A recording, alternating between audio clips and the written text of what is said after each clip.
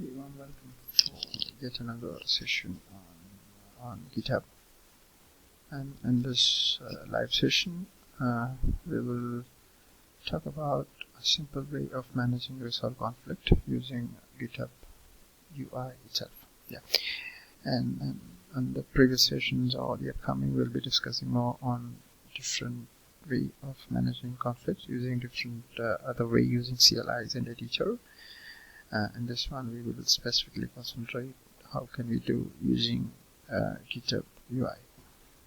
Okay, well, just a recap on the GitHub setup here. So it's basically a sample organization and a simple application. The application holds only one file, very simple text file, let's say.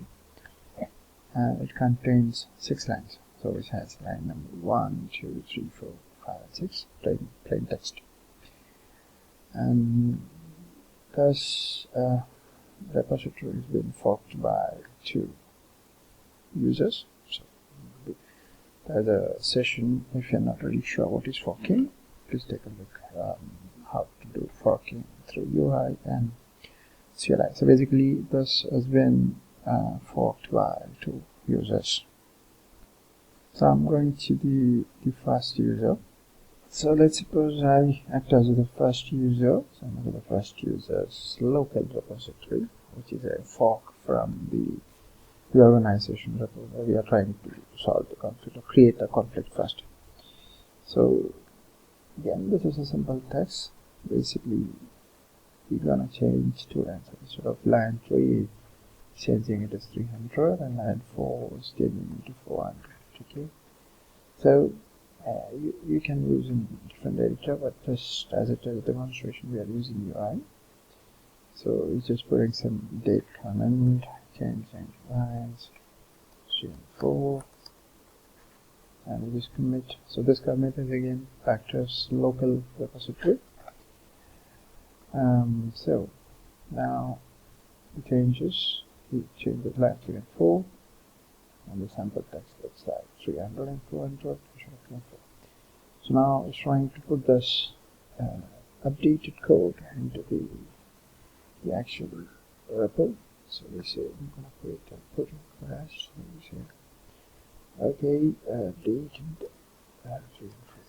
Okay. So he's creating a pull request and say take my pull request. So I have run pull request. So if I go, it says no problem. There is no conflict. Literally, there is no conflict, and it shows the changes like Git. Now, as I said, this directory is forked by 2 users. There is another user is also forked. Let's suppose if the second user is gonna do a similar operations considering those 2 lines. It can be only those 2 lines, or it can be any changes which includes that 2 lines. Okay, and let's see how Git will behave on those changes. So I'm into the second user. Again, the file looks exactly the same. Okay, so what can I do? The second user is updating the file. So the first user updated 3 into 300 or into 400. So let's say the second user updated 3 hasn't. Could be 3000, and 4 into can be 400, 5 into 500.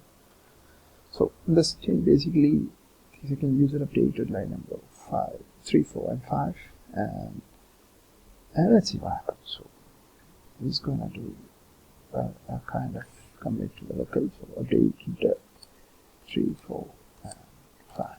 Okay. There are more explicit.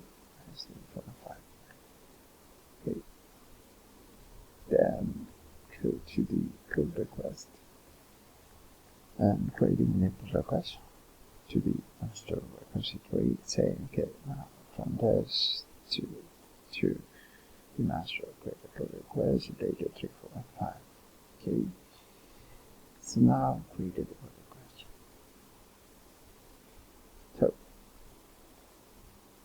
So I go back to the main repository under the organization, I see two pull requests. One is updated 3 and 3, another updated 3, 4, and 5. So let's look at the pull requests individually. Absolutely no problem, no conflict. We go here, 10, 4, and 5, so the next pull request. Absolutely no conflict. Okay. So what I'm going to do, I'm going to take one pull request, accepting the changes 3 to 300, 4 to 400. I'm saying, okay, now merge the pull request, which means that the updated code from user 1 or user A has been pushed to the master lines with demo. So if I go to the Git demo, go to the sample text, show me 300 and 400 instead of 3 and 4. Now, so far so good, everything is great. So let's go to the pull request of user 2 who have updated 3, 4, and 5 with some different value than the previous one. So I go to the pull request, and it says it has some conflict that must be resolved. And as usual, I do not have a green button to mark the pull request. Okay, so I say, okay, there are different ways to resolve the conflict. So in this session, we explain about how to use Git UI to resolve it. In the upcoming session, we'll be talking about using Git CLI and different ways that we can have conflict, not only because of the sequence, also the simultaneous updated, but again, because of different reasons, we can have conflict like Git head is mismatching, loads of certain Git history and tags and stuff like that. So which we'll see in the upcoming test drive. So we'll go back to this situation. So it says I have an issue with the file sample.txt. So click resolve conflict. So it'll take me a page and look at something like this, like some left-handed arrows, greater than arrows, lesser than arrows, and dashed lines and stuff like that. Basically, what it is saying is that you are trying to get some changes from user B branch master, whatever, and trying to put into a base branch master, and we see there are certain conflict. Whatever that you change, that changes will be applied to the user too. Okay.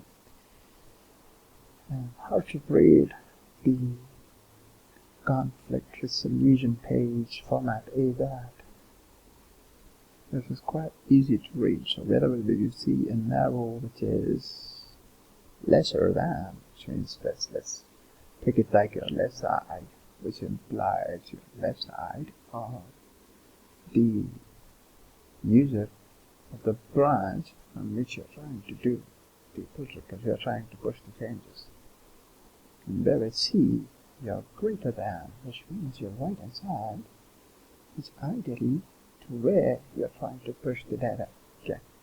And Git will actually give you some indication that there's a conflict. Again, Git will not tell you what is right or wrong, because it is your decision which code that should be right and what should be accepted. So what it basically says, the branch from the pull request I'm getting, I remember 3 lines updated as 3,405, and saying me that what I have inside on my right hand side is, or what is existing here is 300, 405. So basically have